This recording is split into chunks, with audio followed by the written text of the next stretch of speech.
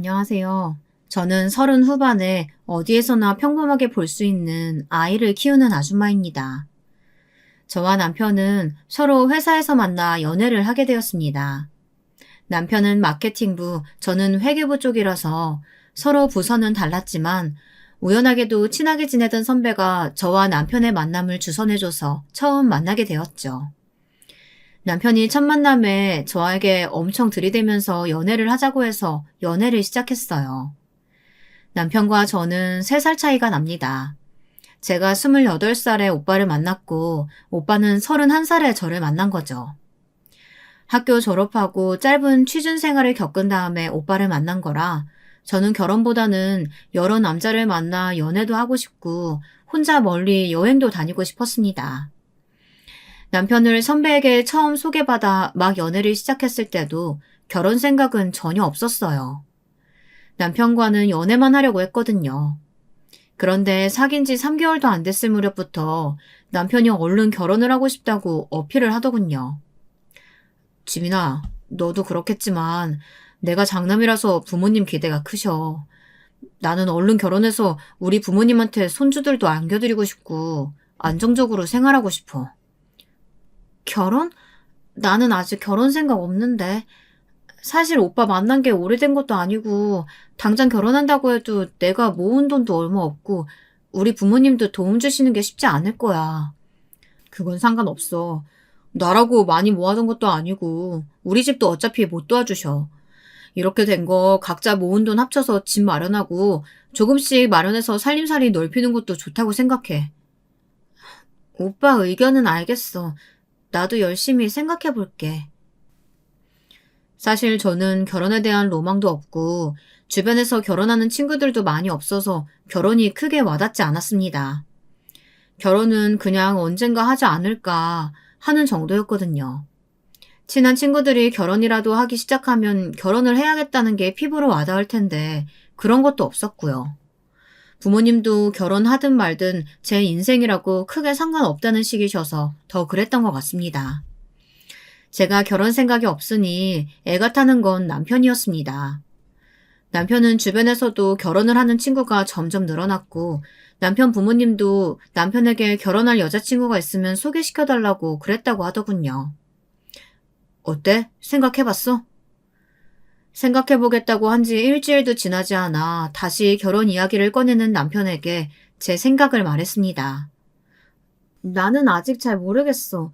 결혼이라는 게 이렇게 옆에서 생각해보라고 해서 생각되는 것도 아니고, 오빠와는 다르게 내 주변 친구들은 아직 결혼한다는 말도 없거든. 제 말에 남편은 다시 저를 열심히 설득하더군요. 연애의 종착지는 둘 중 하나야. 헤어지던가 결혼을 하던가. 나는 너랑 결혼하고 싶지 헤어지고 싶지는 않아. 하지만 네가 나와 결혼할 생각이 없다면 나는 맞선이라도 나가서 결혼할 상대를 찾고 싶어. 뭐? 그럼 나랑 지금 헤어지겠다는 거야? 아니, 헤어지자는 건 아니야. 하지만 네가 지금 나랑 결혼 생각이 없다면 나는 맞선이라도 볼 수밖에 없다는 거야. 그때 당시 남편의 이야기는 정말 어이가 없었습니다. 내가 결혼을 해줄 마음이 없는 것 같으니 맞선을 보겠다니. 사실 그 말을 들었을 때 저는 남편이 저와 헤어지자고 하는 줄 알았습니다. 저랑 사귀면서 대놓고 맞선을 보겠다고는 상상도 할 수 없었거든요.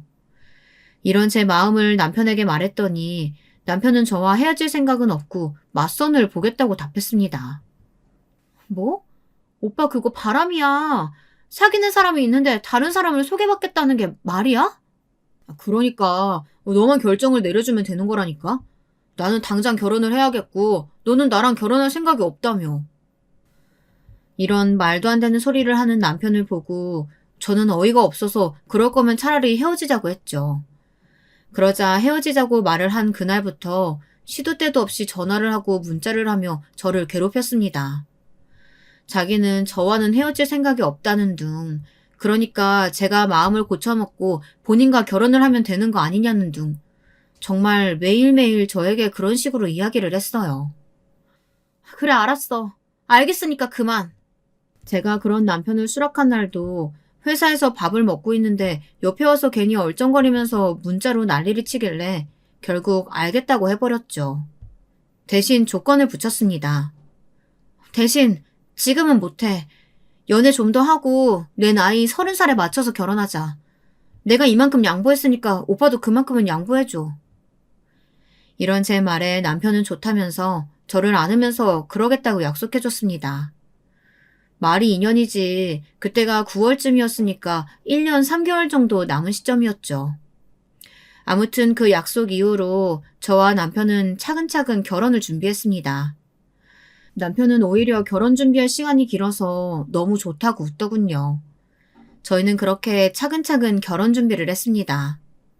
제가 29이 되던 봄에는 각자의 부모님을 찾아가서 결혼할 상대라고 소개도 했습니다. 저희 부모님은 30살에 결혼하겠다는 제 말에 어련히 알아서 잘할 테니 크게 간섭하지 않겠다고 하시면서 나중에 남편이 돌아가고 저를 부르셔서 제 몫이라면서 5천만 원이 든 통장을 주셨습니다. 아니야. 엄마, 아빠, 나도 모아놓은 돈 있어. 그리고 우리 서로 안 받기로 했어. 서로 모은 돈으로 하기로 우리끼리 이미 이야기 끝났어. 으이구, 그래도 그러는 거 아니야. 그리고 이건 엄마 아빠가 너 주려고 따로 모아놓은 거야. 원래 여분이 돈이 좀 있어야 숨쉬고 사는 거야. 괜히 그러지 말고 얼른 가지고 가. 그래, 엄마 아빠가 많이는 못 해줘. 그래도 이만큼 해줄 능력은 있어. 준다고 할 때 가져가. 그리고 괜히 김서방한테 말하지 말고 비밀로 해. 받았다고 바보처럼 다 말하지 말고. 정말 필요할 때 쓰라고 몰래 주는 거니까. 알았지? 사실 저희 집이 부유한 건 아니었지만 그렇다고 가난하거나 하지는 않았습니다. 다만 저희 할머니께서 큰 병을 앓다가 돌아가셔서 병원비가 많이 나오는 바람에 그걸 해결하느라고 부모님의 노후 준비가 조금 덜 되어 있어요. 그것 때문에 엄마 아빠께 도움을 안 받으려고 했던 거였고요. 저는 결국 부모님께서 제 손에 쥐어주시는 통장을 받아들었습니다. 사실 괜찮다고 계속 거절하고 그대로 두고 나오면 됐지만 엄마 아빠께서 그래도 딸 결혼하는데 이 정도는 해줄 수 있다고 하셔서 결국 저도 통장을 받기로 했어요. 그 다음 날 바로 남편의 부모님을 찾아뵙고 인사를 드렸습니다. 남편의 부모님께서도 인자하게 받아주셨어요. 다만 시어머니께서 이때까지 본인 아들 키우신 보람은 받고 싶다고 하시며 저에게 예물을 받고 싶다고 하셨죠. 그래도 잘난 내 첫째 아들 데리고 가는데 나는 내 아들 키운 보람을 좀 받고 싶다. 많은 건 안 바란다. 그냥 명품 가방 정도면 돼. 그리고 우리 집 큰 집 결혼할 때 받은 게 있어서 은수저 세트랑 이불 5채만 해오거라. 엄마, 안 그래도 결혼 생각 없는 지민이한테 결혼해달라고 내가 매달린 건데 그런 소리 하면 어떡해요. 우리 각자 안 받고 안 드리기로 이야기 끝났으니까 괜한 말 하지 마세요.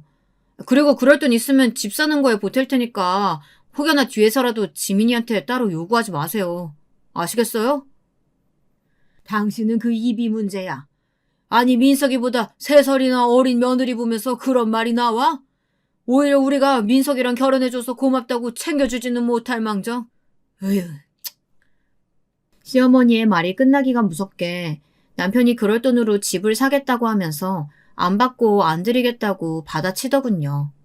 시아버지도 바로 남편의 말에 맞장구를 쳐주셨고요. 시어머니도 그냥 농담이었다고 말씀하시면서 이야기가 마무리되었지만 괜히 마음 한구석 찝찝함이 남았습니다. 남편도 그런 제 표정을 읽었는지 말을 하더군요. 우리 엄마 말 잊어버려. 알았지? 보람이니 뭐니 말도 마. 우리 엄마 젊은 나이에는 돈 벌겠다고 나가서 돈을 벌었는지 놀았는지 벌어온다는 돈은 없고 나랑 남동생은 직접 키우시지도 않았어. 우리 형제는 돌아가신 할머니께서 키워주신 거야. 괜히 너한테 으름장 놓고 싶어서 그러신 거니까 내가 다 알아서 할게. 그리고 혹시나 우리 엄마가 나중에 지민이 너한테 따로 연락해도 연락 받지 마. 아니 지금 핸드폰 줘봐. 내가 차단해 놓을게. 남편은 정말 제 핸드폰을 가지고 가서 혹시 모른다며 시어머니의 핸드폰 번호를 차단했죠. 저는 그런 모습을 보고 남편과의 결혼을 결심했습니다. 이렇게 저를 지켜주는 사람이라면 당연히 결혼 후에도 저를 지켜줄 수 있을 거라고 생각했거든요. 차근차근 결혼을 준비하는 와중에도 시어머니는 사사건건 조금씩 간섭을 하셨습니다. 하루는 신혼집에 넣을 가구들을 고르기로 한 날이었어요. 준비를 다 하고 나가려는데 남편이 전화가 오더니 시어머니께서 함께 가자고, 본인도 오랜만에 바깥 나들이 좀 가고 싶다고 하셨는데 같이 가도 되냐고 말이에요. 저는 아무 생각 없이 그러자고 했고요. 남편과 시어머니와 만나 인사를 드리고 가전제품을 보고 있는데 저희가 사려고 하거나 제가 조금이라도 관심을 가지는 가전이 생기면 불쑥 나타나셔서는 본인이 원하는 색을 고집하셨습니다. 물론 그럴 때마다 남편은 시어머니를 열심히 막았고요. 어머, 너는 젊은 애가 그렇게 센스가 없니? 당연히 이걸로 사야지. 엄마, 우리 둘이 사는데 그렇게 커다란 냉장고를 사서 뭐해? 우리가 식당 할 것도 아니고 양문형 냉장고는 무슨. 뭐? 식기건조기? 그런 거 쓰면 그릇에 묻은 소스도 잘 안 지워지고 괜히 돈 만드는 거야. 그냥 고무장갑 하나 사서 수세미로 빡빡 문지르면 잘 지워진다. 아, 그래. 내가 할 때는 고무장갑 쓰고 수세미로 빡빡 문지를 테니까 엄마는 그만 좀 해. 우리는 오늘 가구 보러 온 거지 엄마한테 잔소리 들으려고 온 거 아니거든.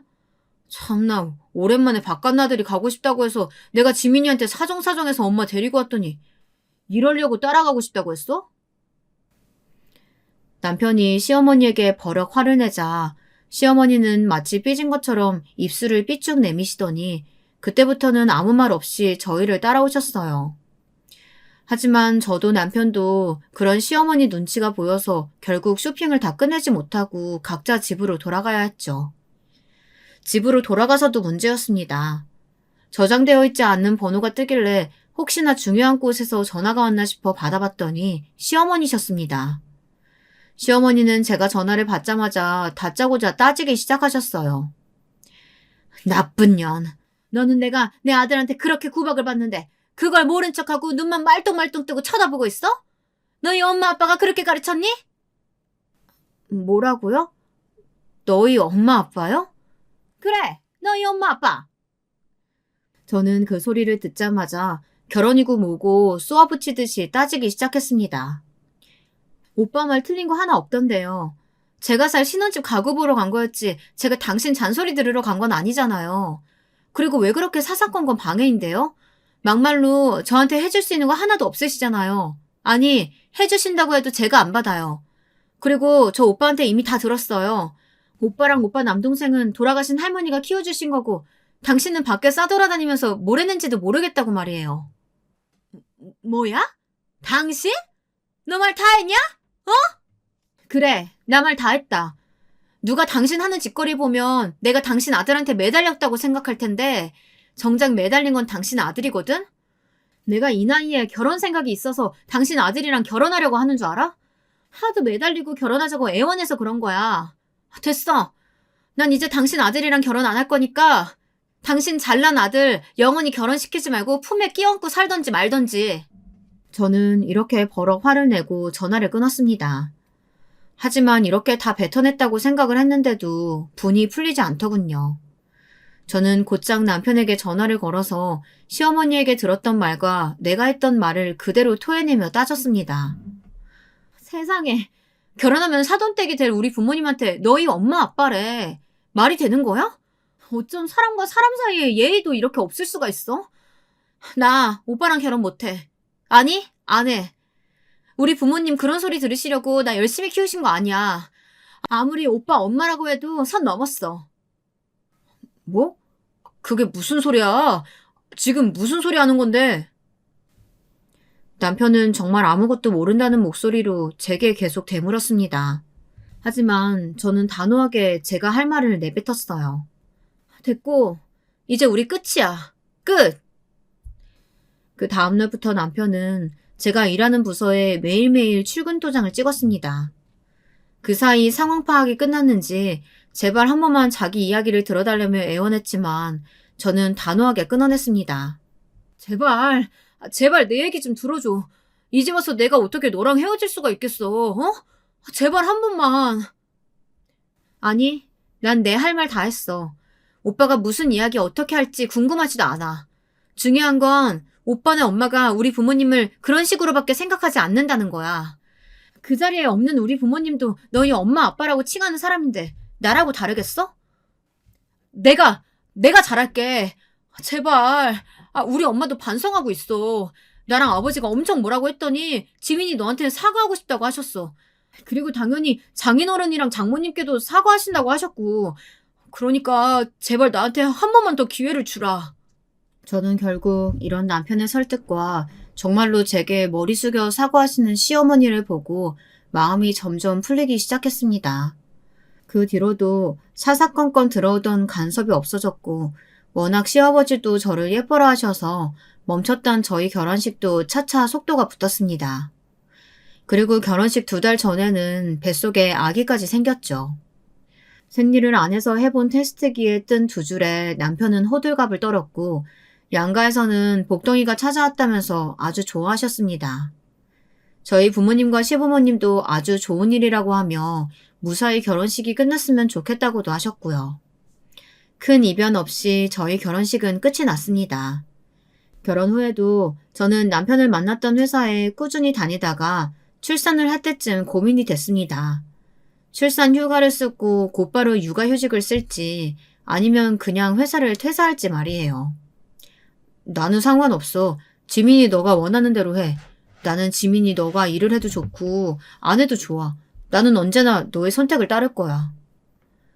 저는 이런 남편의 지지를 받아 그냥 퇴사를 선택했습니다.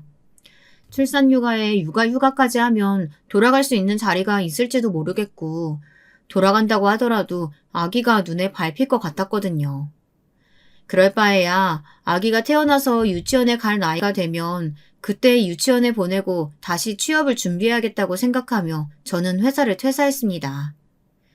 시간은 빠르게 흘러 출산 하루 전날 뜬금없이 시어머니에게 전화가 왔습니다. 응, 그래. 몸은 어떠니? 내일이지? 유도분만 한다고 했던가? 벅 다정스러운 목소리로 몸은 어떤지 묻는 시어머니에게 다 괜찮다고 말씀드렸습니다. 이제 내일이면 아가를 만날 수 있다는 생각에 설렌다고 말도 했고요. 시어머니는 이것저것 필요한 건 없는지 물어보시더니 대뜸 말하시더군요. 그래. 그리고 아무리 힘들어도 제왕절개는 하면 안 된다? 자연분만 해야 아기한테 좋다고 하더구나. 게다가 자연분만해서 태어난 아기가 머리가 좋다는 소리도 있어. 내가 우리 아들한테 이 좋은 머리 물려줄 수 있었던 것도 다 내가 아픔을 꾹 참고 자연분만해서잖니. 너도 우리 아들 좋은 머리 내 손자가 물려받을 수 있게 꼭 자연분만 해야 된다. 알았지? 이러시는 거 아니겠어요. 어이가 없어서 말문이 막혀서 아무 말도 못하고 있자 시어머니는 자기 할 말은 끝이라며 전화를 툭 끊어버리더군요. 정말 얼마나 어이가 없던지 아직도 그런 말도 안 되는 소리를 믿는 사람이 있다는 것도 신기했는데 그걸 시어머니가 저한테 가르친다는 어투로 그러고 있으니 정말 어이가 없더군요. 당장이라도 끊긴 핸드폰으로 다시 시어머니에게 전화를 걸어 어디서 그런 쓸데없는 소리를 듣고 오신 거냐며 쏘아붙이고 싶었지만 갑작스럽게 찾아온 진통에 그럴 수 없었습니다. 저는 통화를 다시 거는 대신 거실에서 출산 가방을 싸고 있는 남편을 급하게 불렀습니다. 오빠, 나 애기 나올 것 같아. 저의 비명 같은 소리에 헐레벌떡 뛰어들어온 남편은 얼른 가자며 저를 데리고 병원으로 향했습니다. 그러는 중간중간 진통이 잠시 멈췄다가 시작하기를 반복했고 점점 더 아파지는 배에 하염없이 눈물만 줄줄 흘렸죠. 늦은 저녁 도착한 병원에서는 제가 그동안 진찰받던 선생님은 퇴근하셨고 당직을 하고 계시던 선생님만 계셨습니다. 저는 그 선생님의 도움으로 자연분만을 시도했고요. 저를 도와주시는 간호사 선생님과 의사 선생님의 도움으로 자궁은 조금씩 열렸는데 정작 아기가 나올 생각도 안 하더군요. 계속 의사가 재촉을 하니까 오히려 더 힘이 빠지더군요. 얼마나 그렇게 의사와 아기 제가 씨름을 하다가 결국 의사가 안 되겠다고 남편을 찾기 시작했습니다. 이대로 계속 속도 더디면 아기도 엄마도 힘들어요. 당장 수술실로 옮기고 보호자 어디 계시죠? 네, 저는 결국 제 아기를 제왕절개로 낳았습니다. 남편은 저와 아기 모두 위험해질 수 있다는 말에 서둘러 수술 동의서에 사인을 했다고 하더군요. 마취를 하고 아기를 꺼내는 그 순간을 제가 어떻게 견뎠는지 아직도 기억이 잘 나지 않습니다. 그저 아주 힘들었고 너무 울어서 숨이 턱턱 막혀서 의사 선생님께서 엄마가 울면 아기한테 산소가 가지 않는다고 달래주셨던 것만 생각이 나요. 나중에 남편에게 들었을 때도 정말 저와 아기가 잘못될까봐 무서웠다고 하더군요. 태어날 때부터 엄마 아빠 눈물을 쏙 빼가면서 힘들게 어렵게 한 아기가 벌써 7살입니다. 저희 애는 아들인데도 다른 집 딸처럼 애교도 많고 엄마를 정말 정말 좋아하는 아이예요. 그래서 저희 남편은 엄마 껌딱질하며 엄청 질투하곤 합니다. 엄마가 잠깐이라도 안 보이면 엄마를 열심히 찾는 아이라서 저는 자연스럽게 아기가 유치원에 가면 일을 시작하겠다는 생각도 접었습니다. 사실 아기를 키우면서 시어머니와도 싸우기도 엄청 많이 싸웠어요. 아기도 저도 죽을 고비를 넘기고 살아나 병원 침대에 누워 힘도 못 쓰는 저에게 와서 시어머니가 했던 말이 아직도 기억에 남아요. 너는 정말 내 말을 어떻게 들어먹은 거냐? 내가 뭐라고 했냐? 자연분만을 해야 아기가 똑똑해진다고 그랬지?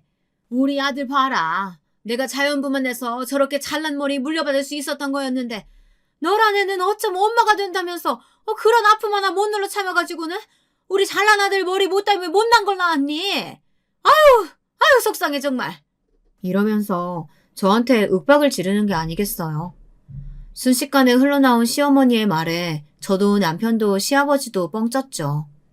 아니 요즘도 저런 말도 안 되는 소리를 진심으로 믿는 사람이 있다니. 제일 먼저 정신을 차린 건 남편이었어요. 사실 제가 제일 먼저 정신을 차렸어도 몸에 기운도 빠지고 힘도 없어서 바락바락 대들지도 못했을 테니 차라리 남편이 제일 먼저 정신을 차린 게 잘된 일이었죠. 남편은 계속해서 억지 주장만 펼쳐놓는 시어머니를 제가 있던 병실에서 끌어내면서 화를 냈습니다. 지금 그게 방금까지 얘기 나느라 애쓴 사람한테 할 소리야? 자연분만이든 제왕절개든 나는 우리 아기가 머리가 좋든 안 좋든 상관없어. 당장 방금까지 죽을 뻔했던 사람한테 한다는 소리가 그딴 소리밖에 없는 엄마 머리가 나는 너무 창피해. 얼른 나가, 얼른. 남편이 이렇게 말하자 시아버지도 남편을 도와 그놈의 입이 방정이라며 시어머니를 야단쳤습니다. 당신은 가진통에 죽는다고 제왕절개 하겠다고 난리치던 걸 의사가 충분히 자연분만 할 수 있다고 시도도 안 하고 왜 그러냐고 해서 그래서 자연분만 했으면서 어딜 지금 고생한 며느리 앞에서 그러고 있어? 사람이 할 말 못할 말도 구분 못해? 얼른 나와 얼른. 결국 시어머니는 병원에서도 시아버지와 남편에게 혼인하여 했습니다. 아기가 태어나고 본격적으로 시어머니는 다시 사사건건 저희를 괴롭히려고 하셨습니다. 예를 들어 저희 아기가 더위를 많이 타서 좀 시원하게 나시를 입히면 아기가 추워하는데 그것도 모르는 엄마라고 할 때도 있었고요. 몇 간이 열이 나는 것 같아서 병원이라도 가려고 하면 아가 때는 다 그렇게 크는 거라고 못 가게 막는 일도 있었죠. 정말 그럴 때마다 불같이 화내던 남편도 어느 순간부터는 점점 한숨을 내쉬며 그냥 시어머니를 무시하고는 했습니다. 시아버님께서 손주를 보고 싶어 하시니 시댁에 가지 않을 수도 없었죠. 그리고 아들 며느리 된 도리로 저도 어느 정도 참았습니다. 그나마 결혼 전에 한바탕 했던 게 있어서 그런지 저희 부모님께는 꼬박꼬박 사돈이라는 호칭을 써주시더군요. 저희 아들이 막 첫돌이 될 즈음 남편의 남동생, 그러니까 저에게는 도련님이죠. 도련님이 결혼할 사람이라고 하면서 하얗고 예쁘게 생긴 예비농설을 데리고 왔습니다. 도련님보다도 3살은 어린 아가씨를 말이죠. 안녕하세요. 최은지라고 합니다. 하얗고 예쁘게 생긴 사람이 생글생글 웃는 건 또 얼마나 예쁘던지 같은 여자인 저도 어쩔 줄 몰라 하며 인사를 했습니다. 동서는 이런 자리에 빈손으로 오는 건 예의가 아니라면서 저희 아기 돌반지까지 사들고 왔더군요.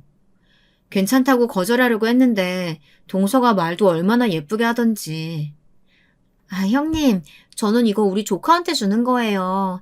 이렇게 예쁜 조카를 봤는데 작은 엄마 될 사람으로서 이건 당연한 거죠.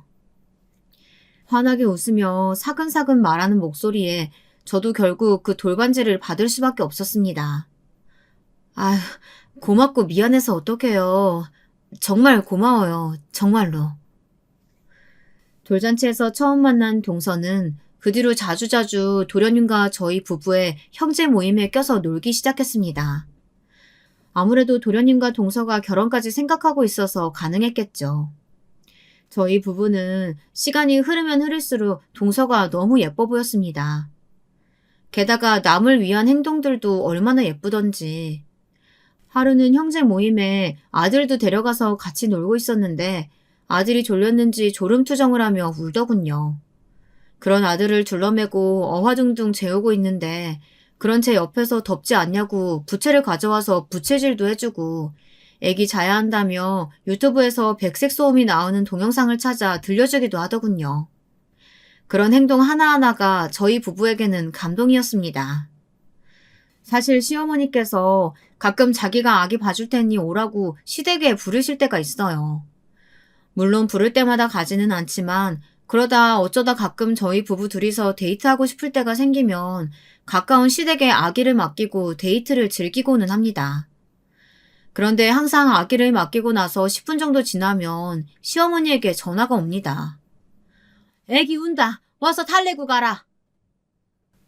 아기가 운다는 마음에 괜히 저희 부부는 마음이 조급해져서 시댁으로 다시 가서 아기를 달래고 재우고 나오면 또 20분 뒤쯤 전화를 하셔서 이번에는 아기가 똥을 쌌는데 본인은 도저히 못 치우겠다고 하시면서 저희를 또 부르셨죠. 그렇다고 똥 싼 아기를 모른 척 할 수는 없으니 또 가서 아기 기저귀를 갈게 되고 결국은 부부만의 데이트는 없는 거죠. 이거 아니어도 시댁에 가면 맨날 손이 많이 가는 음식 해달라고 조르고 너는 젊으니까 늙은 나보다 힘이 세지 않냐며 유리창 청소를 시킨 적도 있습니다. 물론 남편이 도대체 이럴 거면 왜 부르는 거냐고 짜증을 내고 제 손을 붙잡고 나오긴 했지만요. 아무튼 배고파서 칭얼거리고 잠아서 우는 아기보다 더 손이 많이 가는 사람인 시어머니가 근처에 있으니 오히려 더 해주고 싶어서 이것저것 챙겨주는 사람이 생기니 얼마나 좋고 기뻤겠어요. 이 아가씨가 우리 동서가 되면 정말 잘해줄 거라고 마음속으로 다짐만 여러 번 했죠. 시간은 흘러 저희 아들이 2살이 되던 해에 뜻밖의 동서에게 아기가 생기게 되었고 재빨리 상견례와 결혼 준비를 하더니 임신 소식을 알고 3개월 만에 도련님과 동서는 결혼식을 올렸습니다. 사실 상견례 하기 전에도 시어머님 때문에 말이 많았습니다. 저에게 하셨던 것처럼 예물을 요구하셨거든요. 그런데 동서 쪽 사돈께서 그 예물을 모두 마련해 주셨다고 하더군요. 아무래도 동서가 뱃속에 아기도 있고 그러니 괜히 더 챙겨주신 것 같더라고요. 하지만 그런 사돈댁의 기쁜 뜻은 모를 시어머니는 자기가 첫째 며느리 복은 없는데 둘째 며느리 복은 있다며 제 앞에서 저를 돌려가는 거 아니겠어요? 물론 거기에 가만히 있을 제가 아니죠. 어머, 어머니 좋으시겠어요? 근데 저는 어쩌죠? 시어머니 복이 이렇게 없어서 말이에요. 제 말에 시어머니는 뭐야 하며 길길이 날뛰었지만 옆에서 시아버지가 첫째 말 틀린 거 하나 없다고 첫째한테 먼저 시비 걸어놓고 뭐 하는 거냐며 시어머니를 막아주셨어요. 아, 정말 시어머니는 정말 보기 싫은데 저를 딸처럼 귀하게 여겨주시는 시아버지 때문에 시댁의 발길을 끊을 수도 없어 시댁에 갈 때마다 스트레스가 장난이 아니었습니다. 제 이야기를 아는 사람들은 시아버지만 밖에서 따로 뵙고 용돈도 챙겨드리면 되는 거 아니냐고 하지만 시아버지가 어딜 가려고 하면 꼭 시어머니가 따라붙으셔서 저희 부부도 여러 번 시도를 해봤지만 전부 실패했거든요. 아무튼 시간이 흘러 저희 아들이 7살이 됐습니다. 저희 아들은 이제 말도 잘하고 뛰어노는 것도 좋아하는 평범한 7살 꼬맹이가 됐죠. 그때 도련님 부부의 결혼식을 빨리 앞당겼던 뱃속 아기도 건강하게 태어나서 4살 병아리가 됐습니다. 동선의 아들이 워낙 저희 아들을 좋아해서 저희 아들이 하는 건 꼭 따라하는 따라쟁이가 됐죠. 아이들이 워낙 사이도 좋고 마침 저희 부부와 동생 부부가 휴가를 맞출 수 있어서 이번 여름에 휴가를 내고 계곡으로 놀러 가기로 했습니다. 좋은 펜션도 예약하고 맛있는 고기도 잔뜩 사갈 예정이었죠. 너희 어쩜 우리를 빼고 너희끼리만 놀러 갈 생각을 하니? 됐어. 나랑 너희 아버지도 데려가라. 어떻게 아셨는지 시어머니께서 남편에게 전화를 해서 고래고래 소리를 지르는 거 아니겠어요? 남편도 그런 시어머니의 전화에 무슨 소리냐며 오리발을 내밀었지만 결국 저희는 시어머니와 시아버지를 모시고 놀러 가야 했습니다. 여러분들은 그냥 모시고 가면 되지 왜 그러냐고 하실 수도 있겠지만 식당을 가면 음식이 맛이 짜다 달다 하시면서 툴툴거리시는데 그걸 가게 주인이 듣게 하는 게 문제예요. 그 소리를 들은 식당 주인분과 여러 싸우기도 하셨거든요. 그리고 시어머니께서 저와 동서를 알게 모르게 차별하세요. 사실 이건 차별을 하든 말든 크게 상관은 없습니다. 제가 시어머니에게 잘 보이고 싶은 마음은 전혀 없거든요. 아이들만 차별하지 않으면 상관없어요. 그날은 날씨가 유독 좋았습니다. 덥지도 않고 딱 계곡에서 물놀이하기 좋은 날씨였습니다. 동서 부부가 시부모님을 모시고 오기로 했고 저희 부모는 장을 보고 먼저 펜션에 가서 준비를 하기로 했습니다. 마트에서 좋은 고기도 사고 고기여 먹기 위해 작은 맥주 6개짜리 한 세트와 아이들이 먹을 과자며 음료수며 바리바리 싸서 펜션으로 향했죠. 도착한 펜션은 한눈에 봐도 아주 좋아 보였습니다. 청소 상태도 좋았고 침구류의 상태도 아주 좋아 보였어요. 저희 아들도 좋다고 이방 저방 뛰어다니면서 자기가 잘 침대 위에서 콩콩 뛰어보기도 했습니다. 어서 나가서 물놀이를 하고 싶다는 아들을 살살 달래서 동생이 오면 함께 하자고 했죠. 곧이어 동서 부부와 시부모님도 도착했습니다. 역시 우리 시어머니 기대를 저버리지 않으시더군요. 오자마자 너는 무슨 그런 옷을 입고 왔냐며 자기 패션을 자랑하기에 바쁘셨습니다. 어차피 물에 들어가서 놀 건데 꽃무늬 원피스에 커다란 선글라스까지 쓴 시어머니가 어이가 없었지만 아무 말도 하지 않았습니다. 괜히 오자마자 짜증이 나긴 싫었거든요. 간단하게 근처 가게에서 점심을 먹기로 했는데 시어머니께서 역시나 본인이 원하시는 걸 말씀하시더군요. 여기 오면서 보니까 계곡에 앉아가지고 먹는 백숙집 있던데 우리 거기 가자. 가서 시원하게 백숙 먹으면서 물놀이도 하면 좋잖아. 마침 아이들도 얼른 물놀이를 하고 싶다고 칭얼거려서 이왕 이렇게 된 거 시어머니 의견을 따르기로 했습니다. 아직 어린 아이들이 있어서 계곡에서 수심이 가장 얕은 곳으로 가서 평상에 자리를 잡았죠. 계곡에 있는 백숙집은 한철 장사라서 백숙이 많이 비싸긴 했지만 이 돈 내고 자리를 샀다고 생각하기로 했습니다. 남편과 도련님은 아이들과 물에서 놀고 저와 동서는 평상에 앉아 발을 담그며 발장난도 쳤고 시아버지는 너무 좋다며 아이들 사진도 마구마구 찍어주셨죠. 그런데 문제는 시어머니셨습니다. 무릎 위까지 오는 좀 짧은 원피스를 입고 오셨는데 좌식이다 보니 많이 불편해 하시더라고요. 그때부터 덥고 짜증난다고 저희에게 짜증을 좀 부리셨습니다. 아, 어서 가지고 오라고 좀 해봐. 주문한 지 얼만데 아직도 안 나왔어. 아우! 그리고 여기는 왜 이렇게 모기가 많은 거야? 계속 불평불만을 하자 동서가 시어머니에게 묻더군요. 어머님, 제가 펜션 가서 담요라도 가져올까요? 입고 오신 원피스 길이가 짧아서 좀 불편하시죠? 제가 얼른 가져올게요. 이러면서 일어나려고 하길래 제가 말렸습니다. 됐다. 더워 죽겠는데 무슨 담요냐. 됐고 가서 얼른 음식이나 달라고 해라. 얼른 먹고 나는 펜션으로 갈란다. 그래 동서. 걸어갔다 오면 동서가 더워서 쓰러지겠다. 어머니, 백숙은 만드는데 오래 걸리니까 조금만 기다려주세요. 옷이 짧은 건 맞으니까 이거라도 덮고 있으세요. 아이들 밥 먹기 전에 물에 젖은 몸을 닦기 위해 가져왔던 커다란 수건을 시어머니 무릎에 덮어드렸습니다. 시어머니는 수건을 덮고도 덥다고 짜증내시고 배고프다고 꼬라지를 내시면서 한참을 투덜거리셨습니다. 그런 모습을 보며 저는 기껏 놀라워서 투덜거리기만 하는 시어머니에게 화도 못 내고 꾹꾹 눌러 참았죠. 다행히 주문했던 백숙과 음식이 나왔고 저는 아이들을 불러 수건으로 간단하게 아이들을 닦아주었습니다. 다행히 여분을 챙겨가지고 와서 시어머니 무릎에 덮어져 있던 수건을 달라는 말은 하지 않았습니다. 물놀이를 하고 와서 아이들이 많이 배가 고팠는지 얼른 달라며 칭얼거리더군요. 저는 수건을 어깨에 둘러주고 아이들에게 밥을 주기 위해 집게와 가위를 들었습니다. 그런데 배고픔을 참지 못한 제 아이가 백숙의 닭다리를 덥석 잡아 얼른 자기 그릇 위로 올렸습니다. 아, 뜨거! 많이 뜨겁지? 이렇게 하면 안 뜨거울 거야.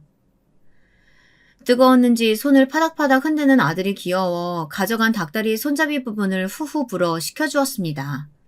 그러자 이제 안 뜨겁다며 웃는 아들이 귀여워서 저도 따라 웃고 마저 닭을 해체하려고 하는데 난데없이 시어머니께서 아들이 먹으려고 집어든 닭다리를 뺏어드는 게 아니겠어요? 아니 어떤 어른이 어린 아이 먹던 걸 뺐나요? 그것도 한 마리 가지고는 부족하다고 해서 2마리나 시켰는데 말이에요. 그래놓고 하는 말이 더 가관이었습니다. 이놈아, 이런 건 어른이 먼저야. 이러시면서 자기 앞접시에 그 닭다리를 내려놓더군요. 사실 어이는 없었지만 틀린 말은 아니라고 생각했습니다. 집에서도 이제 슬슬 밥상 예절을 제대로 확립시켜줘야 한다고 생각했기 때문에 저는 고개를 끄덕이며 말했습니다. 맞아, 미녀가.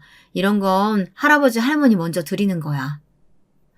저는 그렇게 말하며 집게로 닭다리를 하나 들어 시아버지의 앞접시에 내려놨습니다. 어차피 백숙은 2마리를 시켰기 때문에 닭다리는 아직 2개가 남아있었으니까요. 저는 다른 백숙의 닭다리를 뜯어 제 아들의 접시에 내려놓았습니다. 아들도 처음에는 닭다리를 할머니에게 뺏겨 조금 울먹거렸지만 제가 다시 닭다리를 놓아주자 이번에는 뺏기면 안 된다고 생각했는지 닭다리가 든 앞접시를 얼른 품으로 가져가더군요. 하지만 시어머니는 앉았던 자리에서 일어나 아들의 옆에 오시더니 아들의 앞접시를 힘으로 뺏어가며 말했습니다. 이놈아, 네가 뭔데 닭다리를 먹어? 이렇게 말하고는 뺏은 앞접시를 동서 아들 앞에 두시고는 어서 먹으라고 하는 게 아니겠어요? 아직도 화가 치밀어 오르네요. 앞에서도 말씀드렸다시피 저와 동서 차별하는 거 아무렇지 않아요. 솔직히 시어머니 마음에 동서가 쏙 들 수밖에 없죠. 자기가 원하는 예물도 해오고 꼬박꼬박 생글생글 웃으며 대해주니까요.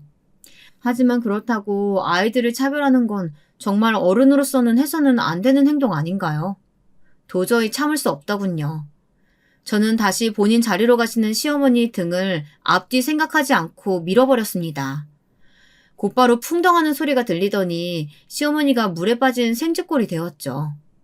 저는 머리 끝까지 화가 나서 씩씩거렸고 시어머니는 이게 무슨 일이냐며 고래고래 소리를 지르셨습니다. 저 나쁜 년! 어디 시어머니를 물에 빠뜨리는 년이 어딨냐? 내가 뭘 잘못했다고 나를 밀어? 네가! 야! 사실 옅은 물가였고 계곡 바닥은 돌이 아닌 흙이어서 그렇게 아프지는 않을 거라고 생각합니다. 아주 멀쩡하게 벌떡 일어나셔서 물에 빠진 생쥐꼴로 저에게 고래고래 소리를 지르셨던 걸 생각하면 더 세게 밀어버릴 걸 하는 아쉬움도 남았거든요. 저는 저에게 고래고래 소리를 지르는 어머님을 내려다보며 똑같이 소리를 질렀습니다. 이제까지 참고 있던 것들이 폭발해서 그런지 아주 쏟아내듯 질러댔습니다. 저 이제 못 참아요. 어머니가 저랑 동서 차별하고 있는 거 알고 있어요. 그래도 상관없었어요. 저는 어머니가 너무 싫어서 차별을 받든지 말든지 상관 안 하고 있었거든요. 그런데 제 아들과 동서 아들 차별하는 거? 그건 절대 못 참아요. 그 나이 먹은 어른이 됐으면 아무리 며느리가 마음에 들지 않더라도 손자한테는 그러면 안 되는 거 아닌가요? 뭐라고요? 네가 뭔데 닭다리를 먹어요? 어머님은 그러면 뭐길래 여기에서 이렇게 분위기를 망치세요? 당신이 뭔데 내 아들을 차별하고 이렇게 분위기를 망치는 거냐고요? 저 싸가지 없는 년. 당신? 당신? 그게 시애미한테 할 말버릇이냐? 이 고약한 년! 맞아. 나 싸가지 없는 년이야. 나 이제 당신 시어머니라고 생각 안 해. 나 이제 이혼할 거야. 결혼도 하기 전에 우리 부모님한테 뭐 너희 엄마 아빠 했던 거 듣고 내가 이 결혼 끝까지 안 했어야 했는데 그때는 정신이 나가서 내가 당신 아들이랑 결혼한 거야. 아니, 애초에 내가 결혼하자고 매달렸어? 당신 잘나신 그 아들이 제발 결혼 좀 해달라고 해서 결혼한 거지. 애미야. 그만하거라. 당신은 왜 손주들을 차별해서 오늘같이 기분 좋은 날 이런 일을 만들어? 얼른 애미한테 사과해. 아니요, 아버님. 저 할 말은 해야겠어요. 우리 아들 태어날 때도 당신은 그랬어. 자연분만 하겠다고 죽을 뻔하다가 긴급으로 제왕절개 수술해서 누워있는 나한테 당신이 뭐라고 했는지 기억은 나? 자연분만 해야 아기가 똑똑하다고? 웃기고 있네. 요즘 그런 미신 누가 믿는데? 사사건건 트집에 불평에 불만은 왜 그렇게 많은지.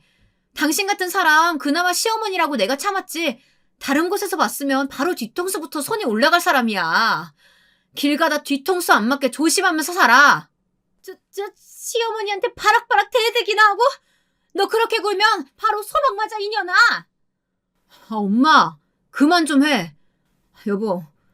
여보도 진정해. 그러다가 쓰러져. 남편이 얼른 저를 안고 진정시키려고 했지만 저는 거칠게 그 품을 빠져나가서 남편을 쏘아보며 말했습니다. 여보 같은 소리 하네. 너는 우리 아들이 이렇게 차별받는데 지금 진정하라는 소리가 나와? 네가 그러고도 아빠야? 됐어. 나 이혼하겠다는 말 진심이야. 당신 어머니 때문에 내가 아주 그냥 미치겠어. 참아주는 것도 한계가 있다고. 세상에 저 나이 처먹고 할 게 없어서 어떻게 된 게 7살 손주를 차별하고 있어. 나 정말 이해할 수도 없고 이해하고 싶지도 않으니까 우리 이혼해. 끝내. 저는 이렇게 말하고는 아들과 물건을 챙겨서 곧장 펜션으로 향했습니다. 가지고 온 짐가방을 끌고 아들과 함께 타고 왔던 차를 그대로 끌고 친정집으로 향했죠. 갑작스러운 저의 이런 행동에 가장 피해를 봤을 동서에게 미안하다는 문자 한 통을 남기고 친정에 간 저는 그간 있었던 일들을 모두 부모님께 털어놨습니다. 처음에는 울고 들어오는 손주에 씩씩거리며 들어오는 딸 때문에 어쩔 줄 몰라 하시다가 시어머니가 동서 아들과 제 아들을 차별했다는 말을 들으신 저희 부모님께서도 그렇다면 이혼하라고 하시더군요. 이렇게 어린 아이들도 차별하는데 이 아이들이 크면 또 얼마나 차별이 심해지겠냐고 하시면서 말이에요. 사돈 그렇게 안 봤는데 어쩜 손주까지 차별을 하니? 아직도 예물 안 한 것 때문에 꿍해 있는 건가? 차라리 그때 예물하고 털어버릴 걸 그랬나 보다. 아, 엄마, 무슨 말을 그렇게 해. 예물을 왜 해? 결혼 생활 없던 나 꼬셔서 결혼하려고 했던 건 남편이야. 지금 생각해보면 그것도 참 웃겨. 자기 큰아들한테는 얼른 결혼하라고 했으면서 그따구로 행동하면 어느 여자가 결혼을 해주겠냐고. 그때 내가 너무 몰랐어. 잘 됐어. 어차피 이혼할 건데 그런 생각을 왜 가지고 있어. 됐어. 그렇게 나왔으면 너도 마음을 먹은 거겠지. 차라리 잘 됐어. 그 닭다리 하나로 우리 귀한 손주한테 그랬는데 나중에는 얼마나 더 했겠어?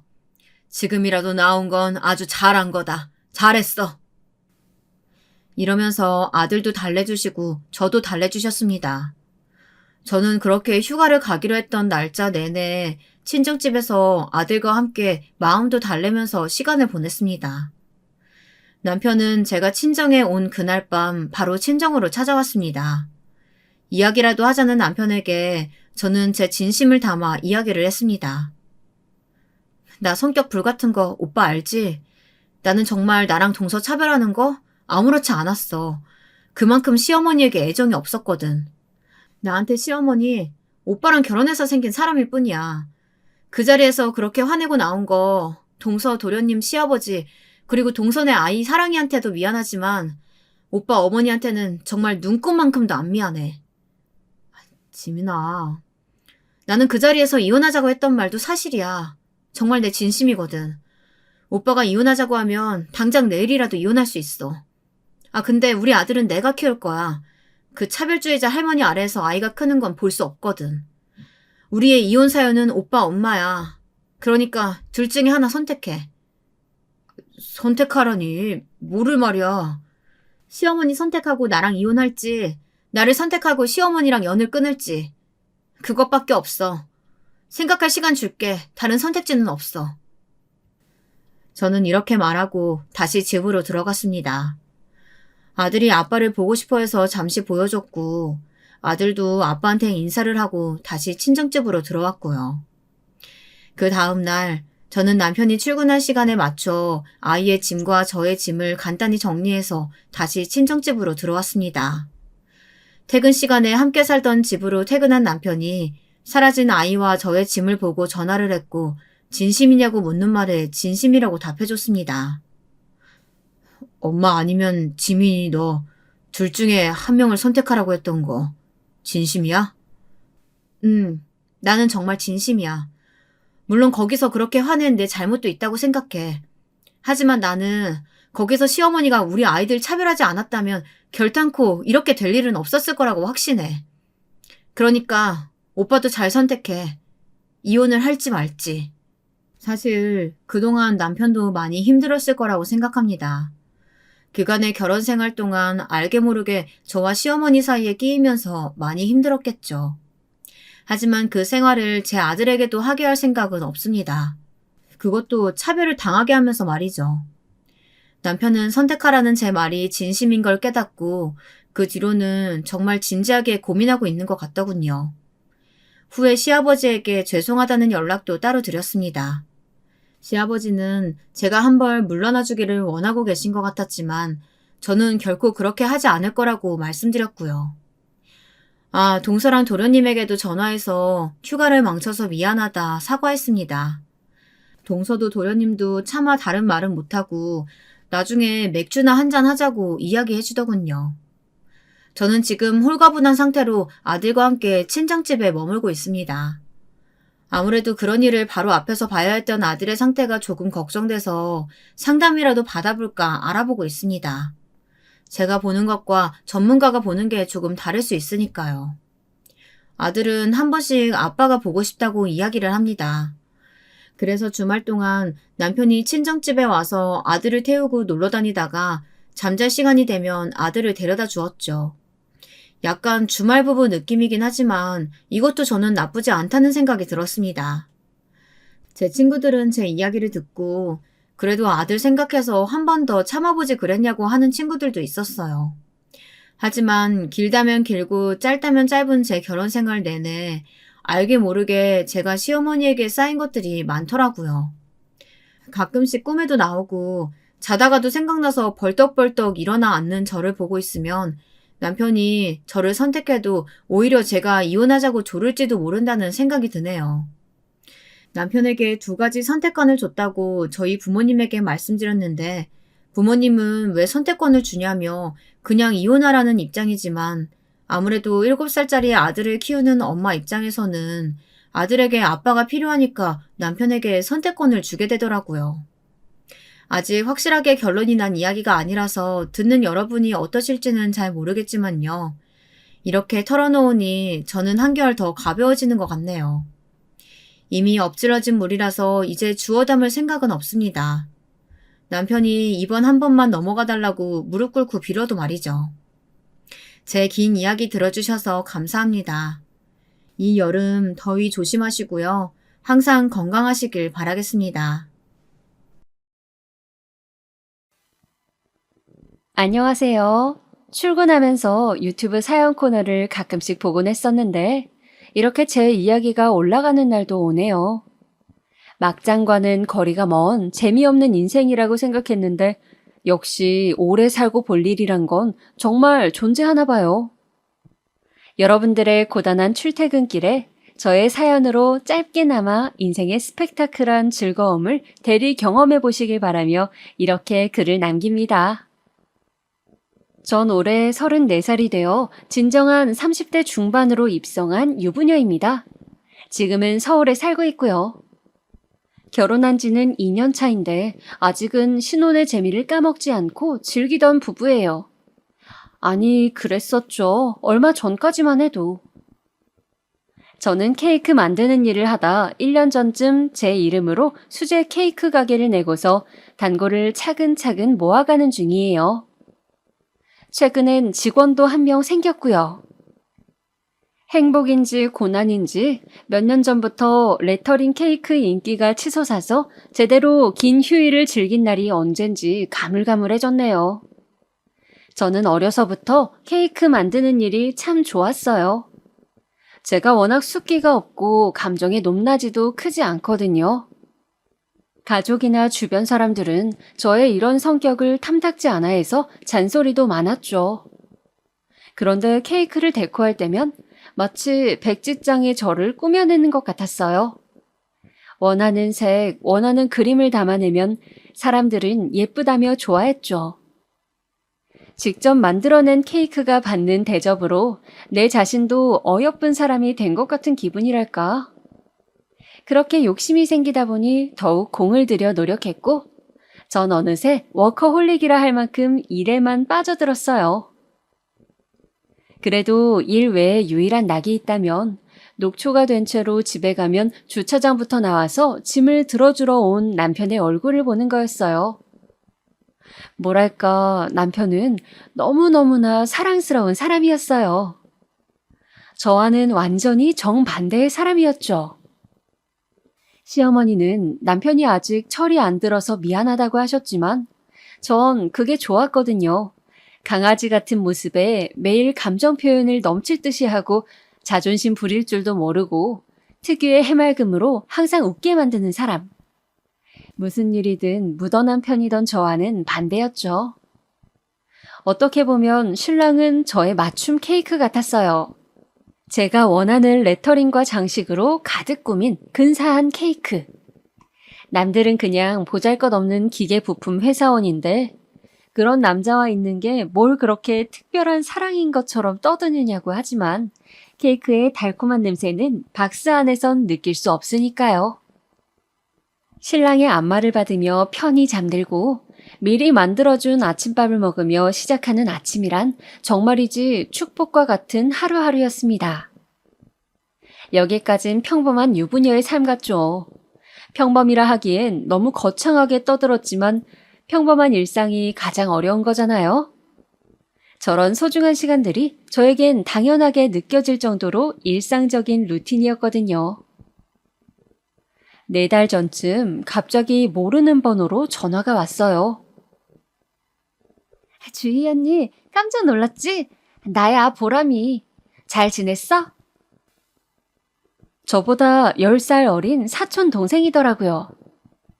원체 애가 싹싹하고 정이 많아서 사랑받던 아이였어요. 게다가 시골에 사시는 저희 부모님에게 때마다 찾아갈 정도로 유난히 잘해줘서 내심 고마움을 느끼던 동생이었죠. 그 고마움에 어릴 때 짧게나마 과외를 해줬었는데 대학교를 들어간 이후론 통 못 보긴 했네요. 동생은 며칠 후 제 가게로 찾아왔어요. 알고 보니 제가 가게 열었다는 소식을 친정엄마한테 듣고 온 거더라고요. 가까운 사람 중에 이런 가게를 하는 사람이 없어서 신기했나 봐요. 한참 안을 둘러보며 조잘조잘 떠들던 동생은 레터링 케이크를 주문하고 싶다고 말했어요. 저는 흔쾌히 그냥 해주겠다고 말했죠. 오랜만에 봐서 반갑기도 했고 가족에게는 처음 해주는 거라서 기념으로 해주고 싶었어요. 친구 생일 파티 때 가져갈 거라기에 꼬박 하루 동안 틈틈이 신경 써서 만들어 주었습니다. 아니나 다를까 동생은 너무나 좋아했고요. 그 모습을 보니 대학교 졸업반이어도 애기는 애기더라고요. 지금 생각해보니 그때 미소조차 전부 거짓 같긴 하네요. 그 이후로 동생은 종종 가게에 찾아와서 케이크를 부탁했습니다. 저는 돈 한 푼도 받지 않고 매번 정성스럽게 만들어 주었어요. 동생이 바득바득 돈을 주겠다고 했지만 더 커서 한 번에 갚으라고 거절했어요. 그러다 하루는 연말 시즌이라 일이 너무나 밀려있던 시기에 불쑥 찾아와 남자친구에게 줄 케이크를 만들어 달라 하더라고요. 연락도 주지 않고 대뜸 찾아와 본인이 그린 시안을 내미는 게 사실 조금 불편했지만 일단은 알겠다고 했습니다. 그리고선 당장 밀린 작업부터 하고 있는데 그날은 이상하게 동생이 옆에 앉아서 절 가만히 바라보더라고요. 왜 집에 안 가냐고 물었더니 남자친구가 케이크를 안 좋아해. 그러니까 특별히 신경 써서 맛있게 잘 부탁해. 라고 하더군요. 만난 지 2주 됐다던 남자친구의 입맛까지 맞춰달라는 말에 왠지 짜증이 치솟아서 이만 가라고 등 떠밀었습니다. 그날 저녁에 집에 가서 남편한테 사촌동생 이야기를 하니까 어려서 그럴 수도 있지 않느냐고 하더라고요. 그러지 않던 사람이니까 무슨 일 있는지 잘 살펴봐 주라면서요. 남자친구와 싸웠냐고 물어볼까 하다가 말았어요. 애기들 싸움에 내가 끼어드는 것도 우스우니까. 며칠 후에 시어머니가 찾아오셨어요. 평소엔 안 먹던 웬 값비싼 육포랑 견과류 세트를 가져오셨더라고요. 평소에도 살뜰히 챙겨주시는 분이니까 감사하다고 인사하고 냉장고에 넣고 있었어요. 그거 보람이가 줬다. 알고 있지? 옆에서 시어머니 말씀 듣고 깜짝 놀랐어요. 얼마 전 가게에 저 없이 직원만 있었을 때 사촌 동생이 또 찾아갔던 모양이더라고요. 그때 시어머니도 마침 오셨던 거예요. 동생이 자신을 소개하면서 어머님께 먼저 친근하게 다가갔고 어머님도 그게 싫진 않으셨던 것 같아요. 수다가 길어져서 근처 카페까지 갔다나? 저와도 그런 곳에 간 적 없던 어머님이 오히려 더 신기했던 것 같아요. 뭐 어찌됐건 동생은 그 뒤로 간간히 카톡으로 안부 연락을 보내면서 육포랑 견과류 세트까지 보냈더군요. 무슨 돈으로 보낸 건지. 어쨌든 뭔가 찜찜했지만 동생한테 연락은 따로 하지 않았어요. 친한 사촌 언니의 사돈이어서 그런 거였겠지, 그러다 말겠지 했거든요.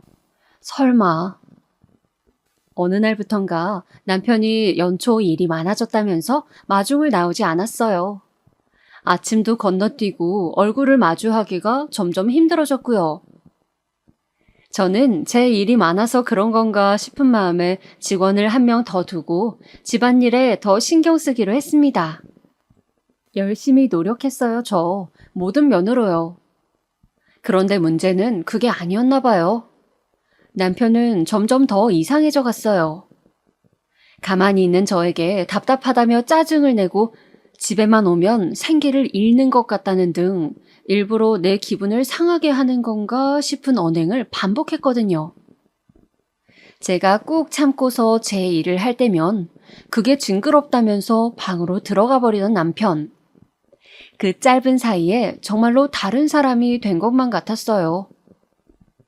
그 지옥 같던 날들이 반복되던 어느 날, 술에 취한 남편을 데리러 주차장에 내려갔었죠. 남편이 갑자기 그 차가운 주차장 바닥에 무릎을 꿇더라고요. 더럽고 비겁한 거 아는데 마음이 답답해서 그냥 털어놓고 싶어. 나 사랑하는 사람 생겼어, 주희야. 남편의 갑작스러운 고백에 놀라 얼어붙었어요. 뭐? 네가 왜 지금? 어떻게 나한테 이래? 끝없는 질문들이 머릿속으로 가득했습니다. 그 순간만큼은 할 수만 있다면 정말 그대로 차에 치이고 싶었어요. 가까스로 이성을 찾은 후에 어떤 말을 해야 할까 고르다가 그 여자가 누구냐고 애써 물었고요. 그런데 대답을 안 하더라고요. 저도 더 이상 묻지 않았어요. 울어야 할 사람은 저인데 남편이 너무 서럽게 울더라고요. 그러면서 하는 말이 자기도 오랜만에 살아있는 기분을 느끼고 싶었다고 하네요. 저에게 사랑을 퍼부었지만 이렇게 받는 건 처음이라고 하면서 구역질이 나서 남편을 두고 전 집으로 올라갔습니다. 며칠 동안 멍하니 누워만 있던 것 같아요. 이러다간 미쳐버릴 것 같아서 좋아하는 일이라도 일단 하자는 마음에 가게로 갔어요. 가게를 청소하면서 나에게 닥친 이 불행은 어떻게 치워야 할지 고민하고 있던 차, 사촌 동생이 가게로 들어왔습니다. 본인이 그린 시안을 주면서 남자친구 줄 케이크를 만들어 달라고 하더라고요. 보람아, 미안한데 다음에 해주면 안 될까? 아직 직원도 출근 안 했고 내가 하기엔 정신이 없어서. 이렇게까지 말했는데도 동생은 가만히 저를 쳐다보더라고요. 저는 더 이상 상대하기 싫어져서 그냥 지금 해주겠다고 했습니다. 가장 작은 사이즈로 바로 구워줬어요. 동생은 그 시간 내내 테이블에 앉아서 핸드폰만 바라보고 있었습니다. 남자친구와 또 싸우는 건지 신경질적으로 폰을 내려놨다 쳐다봤다 반복하면서요. 몇 시간 후 얼추 케이크를 완성하고서 그 위에 사촌동생의 이름을 쓰고 있었어요. 이어서 남자친구의 이름을 쓰려고 다시 시안을 봤는데 전 그대로 얼어붙을 수밖에 없었습니다. 남편의 이름이었거든요. 그제야 제가 정신없이 쓴 레터링 문구를 다시 보았습니다. 이대로 영원히 사랑하자 우리. 사촌동생이 다가와서 작게 말을 이어가더라고요. 어쩔 수 없었다고. 일부러 시작한 건 아니지만 만남을 이어간 건 다분히 의도적이었으니 욕을 해도 좋다고. 이어진 동생의 이야기는 가히 충격적이었습니다. 처음엔 제 카톡 프로필에 남편이 해주었던 이벤트와 선물들을 보며 궁금했대요. 언니처럼 무뚝뚝하고 재미없는 사람이 어떻게 이렇게나 사랑받고 있는 건지. 제가 신혼생활에 대해 별말 안 하니까 사실은 전부 거짓말이 아니었는지 의심도 되고. 그러다 제가 케이크를 만들고 있었을 때 남편한테 전화가 오자 동생이 대신 받았대요. 그런데 사촌인 자신에게까지 다정하게 인사하는 말투에 인간적인 호감이 생겼고 그대로 언니에겐 아직 말 못한 고민이 생겼다며 따로 만나자고 했더라고요. 그렇게 두 사람의 만남이 시작됐던 겁니다. 동생은 자신은 별거 한 것 없고 최선을 다해 사랑해주기만 했대요. 자신이 어려서 또는 예뻐서가 아니라 그냥 열심히 정성 들여 사랑해준 거라고. 남편과 동생은 저와 가족이었던 서로를 너무나 쉽게 받아들였고 또 가족이었던 저를 너무나 쉽게 버린 거였어요.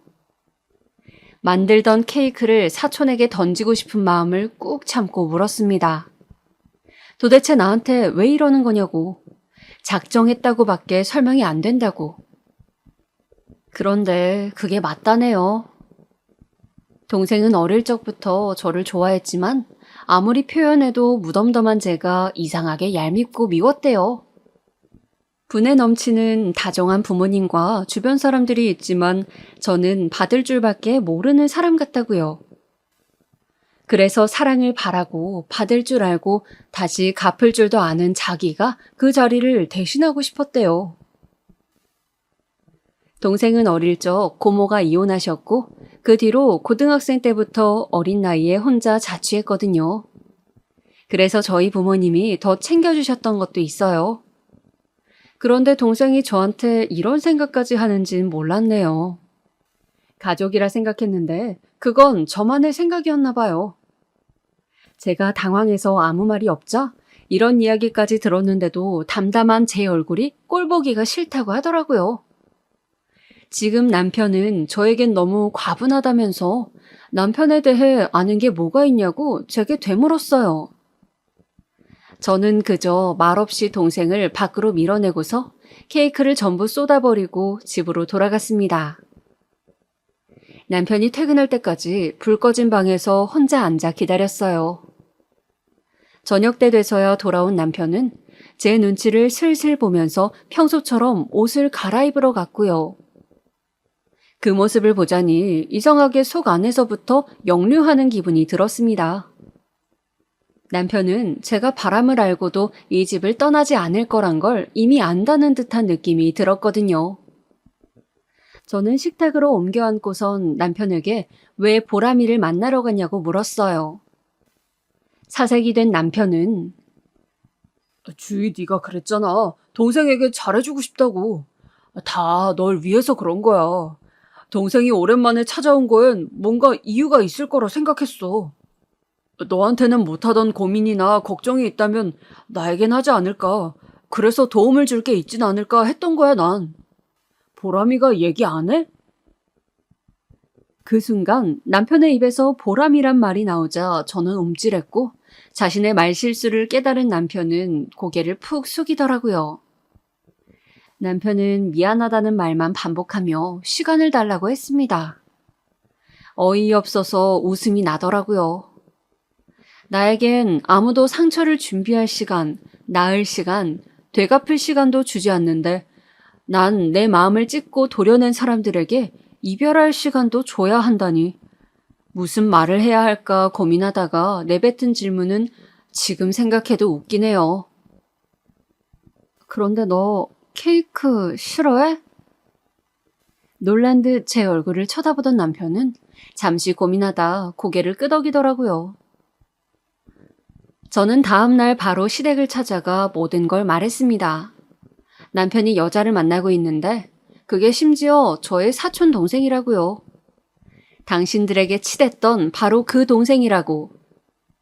시어머니는 잠시 놀라서 아무 말씀 없으시다가 배우신 양반이라 그런 건지 같은 여자여서 그런 건지 모르겠지만 저의 모든 감정을 이해해 주시는 것 같았어요. 제가 얼마나 괴로웠을지, 그리고 본인들이 그 사이에서 아무 도움도 못 됐다는 사실을 도리어 사과하셨죠. 남편의 바람을 안 이후 누군가 앞에서 온 게 아마도 그때가 처음이었던 것 같네요. 그러면서 이제 남편과 그만하고 싶다는 뜻을 밝혔어요. 아이가 없을 때 안 걸 다행이라 여기며 떠나겠다고. 그런데 갑자기 제 등을 토닥이던 어머니 손길이 멈췄어요. 그러고선 제 어깨를 잡고 일으키더니 누구 얼굴에 똥칠하고 싶어서 이런 일로 갈라서겠다는 거야? 그 여자애 24살이라며. 애들이 소꿉장난 한 거 가지고 일 크게 만들지 마라. 이 정도 울었으면 됐잖니. 그 어디에도 제 편은 없었던 거예요. 그냥 몇 번 토닥여주면 전처럼 덤덤하게 넘어가겠지. 어린 동생 일인데 둘 다 버리는 선택은 하지 않겠지라고 생각하셨겠죠. 피가 끓는다는 말이 있죠. 모든 퍼즐 조각이 맞춰지는 기분이 드니까 이상하게 피가 끓더라고요. 그런데 그게 뒷목 잡고 쓰러지는 그런 마비가 아니라 감정적인 변화 같았어요. 나도 똑같이 되갚아주고 싶다라는 생각으로 머릿속이 가득 차면서 감정이 미칠 듯 동요하더라고요. 그 순간 퇴근한 도련님이 집 안으로 들어왔고 딱 마주쳤어요. 도련님은 올해 29살이 되면서 카페 매니저로 취직했다고 들었어요. 아무래도 여자들이 좋아할 법한 깔끔한 외모를 내세워서 인플루언서 카페 사장님이 되는 게 목표인 것 같았죠. 뻔하잖아요. 요즘 그런 마케팅 아직 가진 건 없어 보였지만요. 예전에 가족 모임 자리에서 이런 이야기들을 마치 전부 다 이뤄낸 일인 것 마냥 떠들어대는 도련님을 볼 때마다 귀여워서 웃어넘기곤 했었죠. 인스타에 카페 사진을 업로드하려면 예쁜 케이크는 필수라면서 이따금씩 저에게 자주 자문을 묻곤 했었어요. 저도 조언이나 참고할 만한 자료들을 틈틈이 보내줬고요. 그럴 때면 저 같은 어른이 있어서 너무나 좋다고 말했던 것 같아요. 모두가 반대하는 일을 유일하게 응원하고 도와주는 사람이었으니까. 시어머니 앞에서 울고 있는 저를 보며 도련님은 한달음에 방 안으로 들어왔습니다. 울고 있는 저를 달래면서 무슨 일이냐고 물었지만 시어머니는 별일 아니라면서 얼른 집으로 돌아가라고 떠밀더군요. 도련님은 본인이 데려다 주겠다면서 저를 부축해 주었고 차를 얻어 타게 됐어요. 집으로 가는 내내 머릿속엔 시어머니 목소리가 떠나질 않더라고요. 소꿉놀이라는 그 말이 제 가슴에 손톱 자국을 낸 것처럼 지워지질 않았습니다. 제가 그렇게 혼자 생각에 빠질 동안 도련님은 고맙게도 집에 도착할 때까지 무엇도 묻거나 말하지 않아줬어요. 주차장에 도착해서야 집에 혼자 들어갈 수 있겠냐고 물었고 저는 애써 괜찮다고 답했어요. 그런데 그 캄캄한 주차장에서 매일 마중 나오던 남편 얼굴이 떠올라 갑자기 눈물이 북받치는 거예요. 내리지도 못하고 그 자리에서 펑펑 울어버렸네요.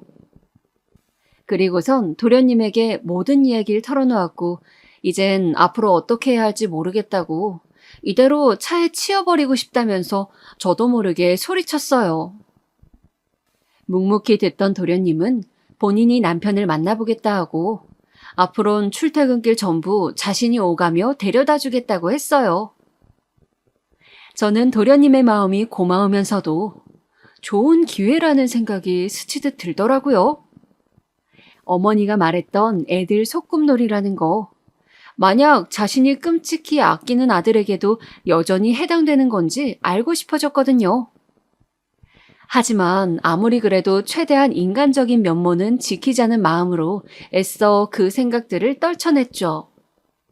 그 뒤로 저는 남편과 각방을 쓰며 며칠 동안 혼자 끙끙 앓아누웠고 남편은 이따금 방문을 살짝 열어보는 것뿐 아무런 액션도 취하지 않았어요.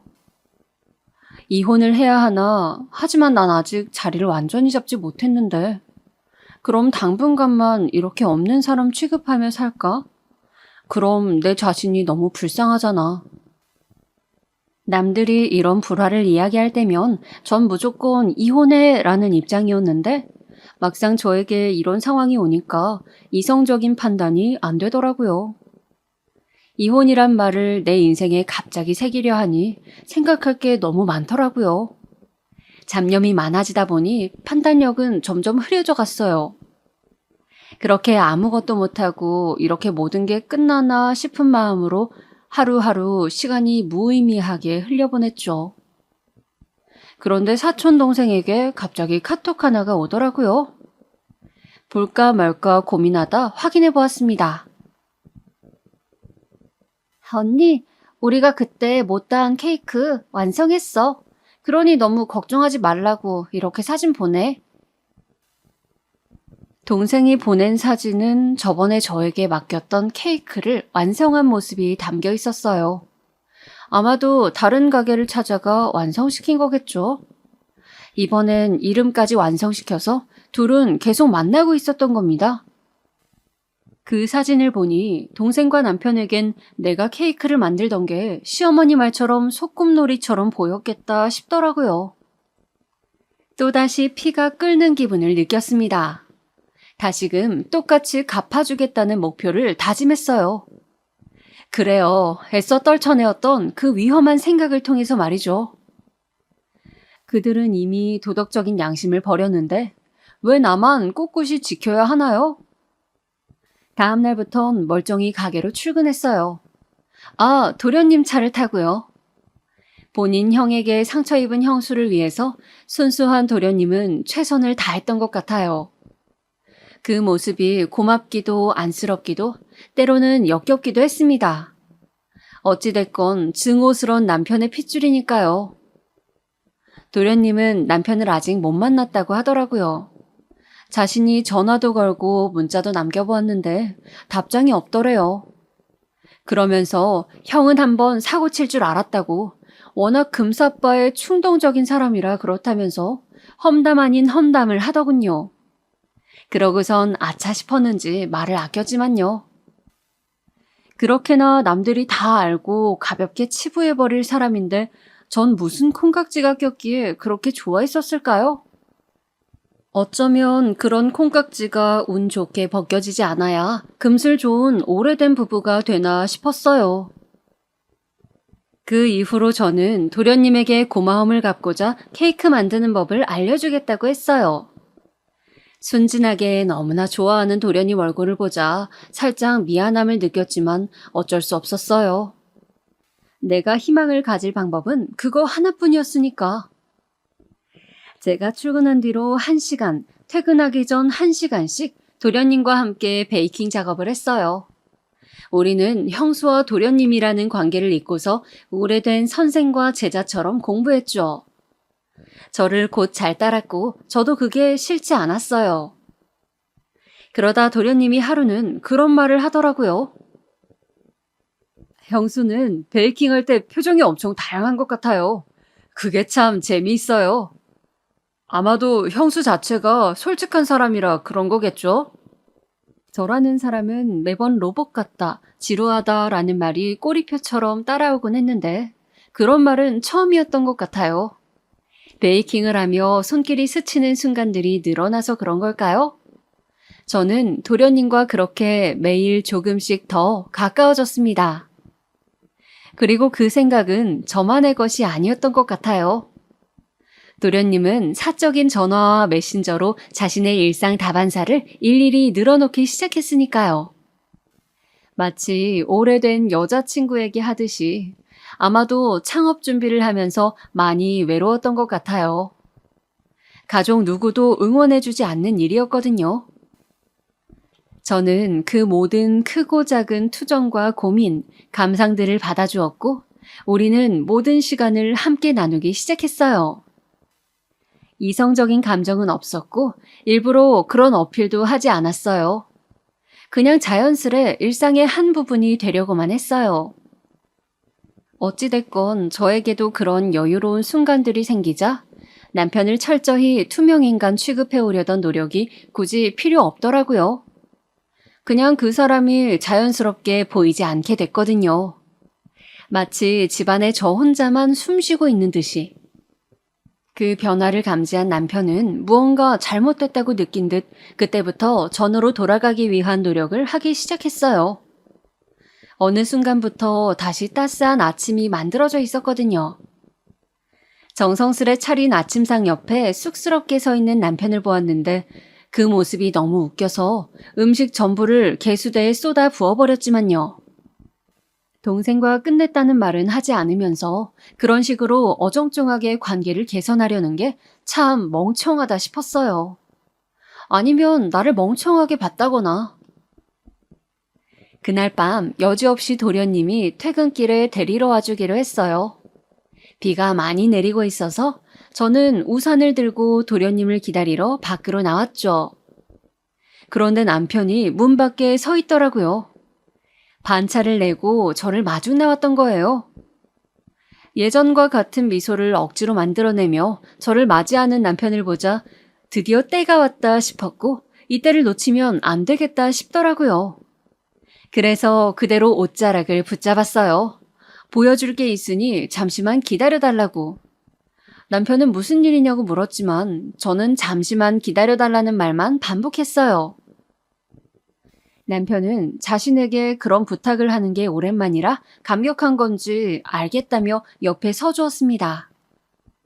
이윽고 도련님 차가 미끄러지듯 골목 안으로 들어왔습니다. 도련님 차를 알아본 남편의 얼굴이 바로 굳더라고요. 저는 이제 가봐도 된다며 남편의 옷을 놓아주었어요. 매일 시간 맞춰 데리러 오는데 오늘은 조금 늦은 것 같다는 말도 덧붙이고요.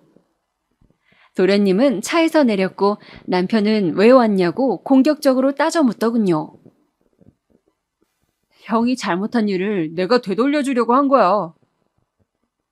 네가 뭔데 나서? 그리고 이게 되돌려주는 거라고? 매일 형수를 데리러 오는 게. 저는 말다툼 중인 두 사람 사이를 지나쳐서 차에 올라탔습니다. 가자 현중아, 나 피곤해.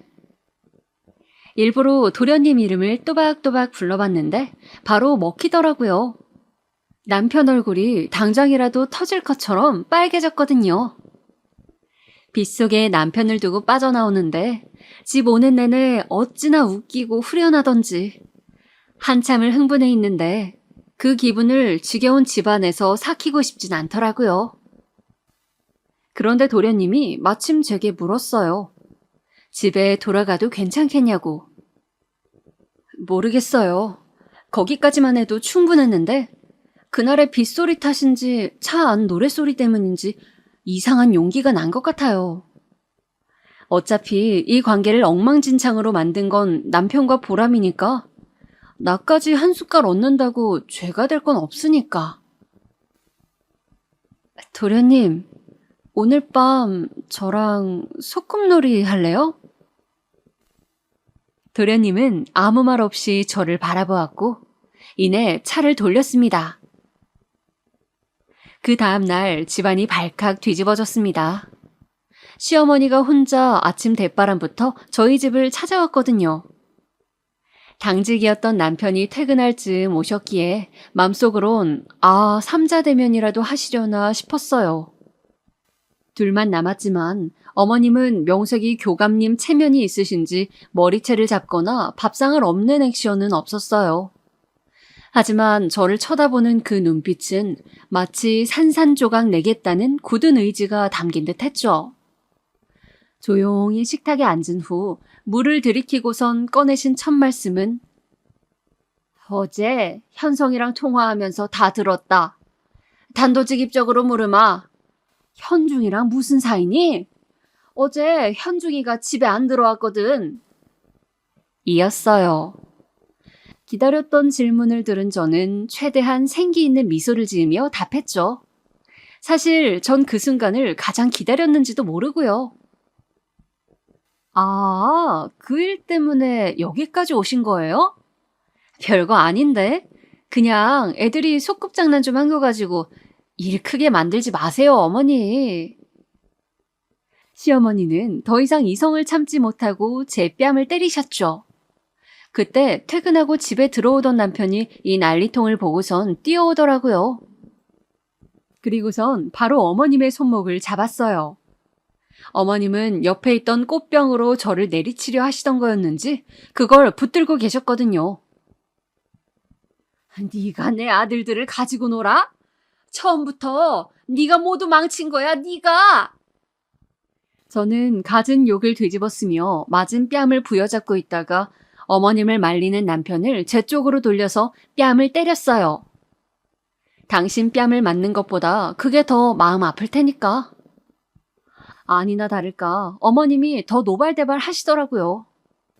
엉겁결에 뺨 맞은 남편은 멍하니 서 있다가 나중에 이야기하자면서 어머님을 끌고 나가려 했어요. 있는 사실 없는 사실 다 꼰질러 바칠 땐 언제고 이제 와서 아무것도 모르는 중립자인 척 말리는 척 하는 게 가짠더라고요. 그래서 같이 나가라고 등 뒤로 밀어줬어요. 그런데 그때 누가 초인종을 누르는 거예요. 사촌 동생이더라고요. 너무 웃기죠? 죽으려고 불빛으로 날아드는 날파리들도 아니고. 사실 제가 어젯밤 외박할 때 술김에 엄마 아빠한테 그동안 있었던 일 모두 말했거든요. 아, 물론 고모한테도요. 고모는 워낙 불같은 분이라서 동생이 가장 무서워하는 사람이거든요. 그래서 평소엔 연락도 자주 하지 않는 걸로 알고 있어요. 화가 난 아빠가 고모와 연락해보겠다고 해서 제가 번호를 알려달라고 했습니다. 처음에는 거절하셨지만 제가 워낙 슬프게 울어대니 알려주시더라고요. 아마도 동생은 제가 그렇게까지 할 줄 몰랐겠죠? 예전부터 저희 부모님에게 잘하던 친구라 이 사실을 말하면 오히려 저에게 독이 될 거라나? 아마도 본인 편을 들어주거나 헤아려주지 않을까 내심 기대한 것 같아요. 참나, 아무리 그래도 내 부모인데 생각이 어려도 너무 어린 거죠. 평소 같으면 저도 걱정하실 부모님에겐 비밀로 했겠지만 더 이상 숨길 이유가 없었어요. 감출수록 저만 피폐해지니까. 오늘 아침에 고모가 동생에게 전화해서 당장 지방집으로 내려오라고 했고 크게 혼이 났나 봐요. 그것 때문에 화난 동생이 저희 집까지 찾아온 거죠. 문 밖에서 저를 찾는 또랑또랑한 목소리가 복도에 울렸습니다. 언니 미쳤어? 마침 너무 좋은 타이밍에 온 것 같아서 전 반갑게 문을 열어주고 집으로 들어오라고 했어요. 엉겁결에 사자대면이 된 겁니다. 동생의 등장에 시어머님과 남편도 적잖이 당황하더라고요. 세 사람이 어버버 하고 있길래 음료수 4개를 꺼내서 식탁 위에 올려뒀어요. 저도 무슨 객기였던 건지 남편은 당장 동생을 내보내려 했고 동생은 가지 않으려고 아득바득 기를 쓰며 버티더라고요. 그러더니 셋이 이야기할 수 있도록 어머님한테 나가라고 하더군요. 우리 집에서 서로 나가라고 소리치는 게 너무 웃기더라고요.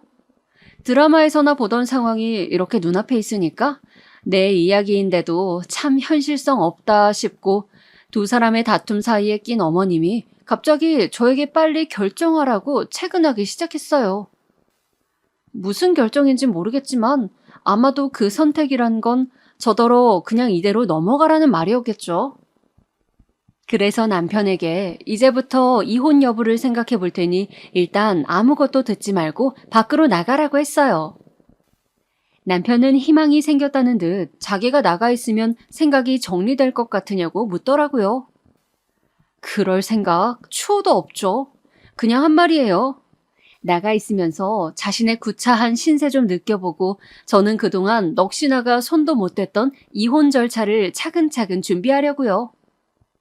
집은 어차피 공동명의니까 어떻게 뺏어오느냐가 관건이었거든요. 어머님에게는 도련님이랑 별일은 없었으니 걱정 말라고.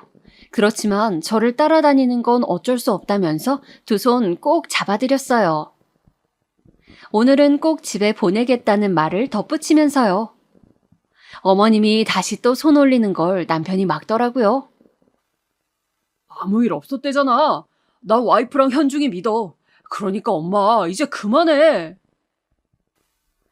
이혼에 대해서 생각해보겠다 했더니 사람이 갑자기 제 편이 돼서 이 상황을 중재하네요. 참나, 역시 한결같아요. 한결같이 눈앞에 자기 일만 급급한 멍청한 사람. 남편 말에 놀란 사촌동생은 결국 이렇게 멍청하게 당하려고 자기랑 끝냈냐며 다시 날뛰기 시작했어요. 시어머님도 그런 꼴은 처음 보셨는지 당황하더라고요. 저는 그동안 동생이 넷상에서 제 가게에 대한 고의적인 악성글을 남긴다는 사실을 알고 있었고 고소를 진행 중에 있었습니다. 아무런 대응을 하지 않는 척하다 이번에 난리치고 있던 동생에게 조용히 고소장을 내밀었어요. 동생은 가족 간에 어떻게 이럴 수 있느냐며 떠들었지만 대꾸할 필요가 없을 것 같아서 가만히 있었어요. 이번에도 남편이 중재하면서 동생에게 왜 이렇게 구차하게 구냐면서 혼내더라고요.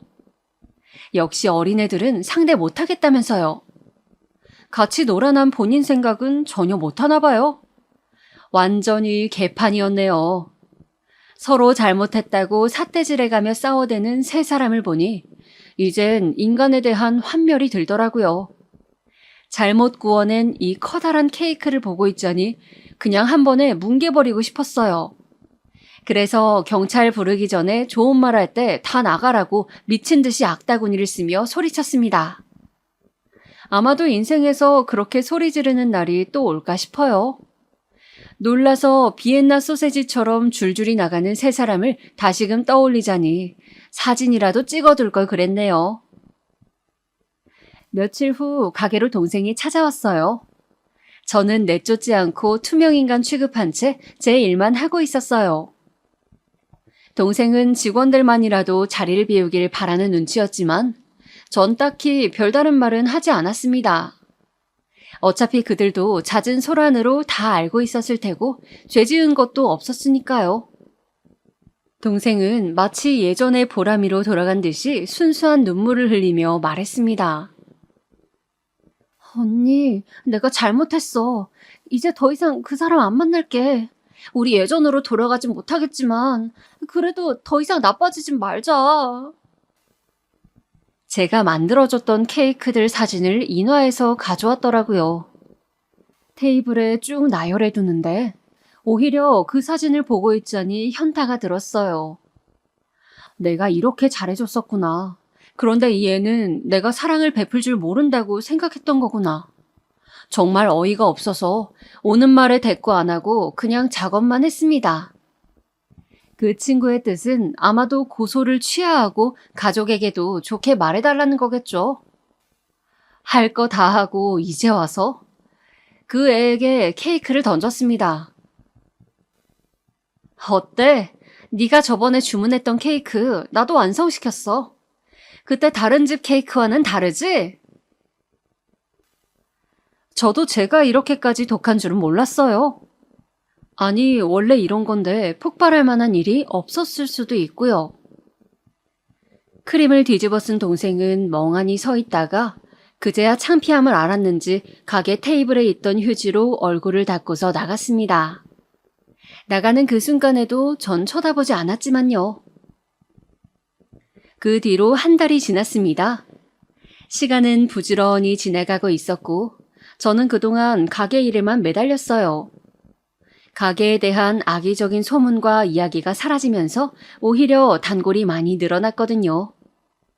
가끔씩 가족, 연인 간에 선물할 행복한 케이크를 만들 때마다 그때의 안 좋은 기억이 떠오르지만 이렇게 계속 마주하다 보면 괜찮아지겠죠? 이혼 소송이 정리되면 직원들에게 가게 맡기고 여행이나 길게 다녀올까 싶어요.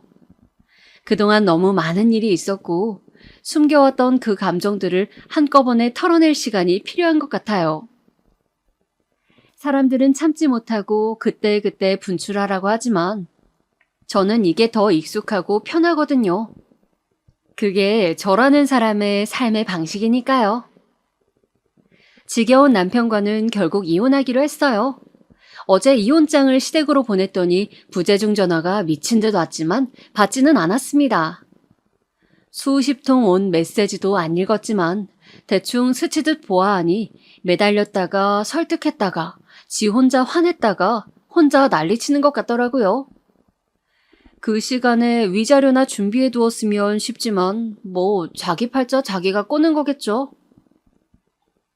시어머님은 소문이 새어나갈까 쉬쉬하며 여전히 사회생활, 가정생활 잘 이어나가시는 것 같았어요. 도련님은 제가 연락이 끊기면서 매일 형과 어머님께 울고불고 난리친다고 하더라고요. 미안한 감정은 없었어요. 그런 일말의 책임감이나 양심이 있었다면 아예 시작조차 안 했을 테니까요. 어머님은 본인 체면을 구기는 일을 가장 두려워하니 그런 집구석을 보며 늘 불안에 떨며 살겠죠. 일부러 소문을 낼 마음은 없지만 주부 단골 손님도 꽤나 있는 저희 가게 특성상 소문이 빨리 날 수도 있고요.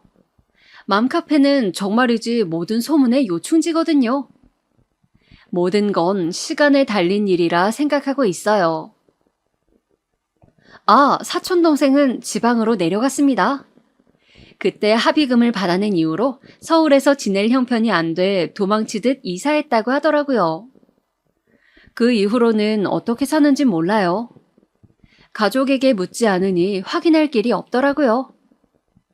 그렇지만 아마도 딱 제가 겪었던 것만큼 지옥 같은 생활이 이어지고 있길 바랄 뿐입니다. 어린아이가 쓸데없는 객기로 부린 일이라고 하기엔 너무 커다란 잘못이었으니까요. 시간이 지나고 나면 어느 날 저도 더 이상 미워하지 말고 용서할 날이 올까요? 제 이야기는 여기까지입니다. 사람들이 말하는 사이다까진 아니지만 그래도 저는 만족해요. 한 사람이 망쳐지는 건 너무 쉽고 한 사람을 망쳐버리는 건 생각보다 유쾌한 일이 아니더라고요. 마음이 불편한 건 여전하긴 하니까요. 하지만 누가 뭐라고 해도 저는 지금 제 일을 사랑하고 지금의 제 하루를 사랑하니 그렇게 스스로 위로하도록 하겠습니다. 긴 사연 들어주셔서 감사합니다.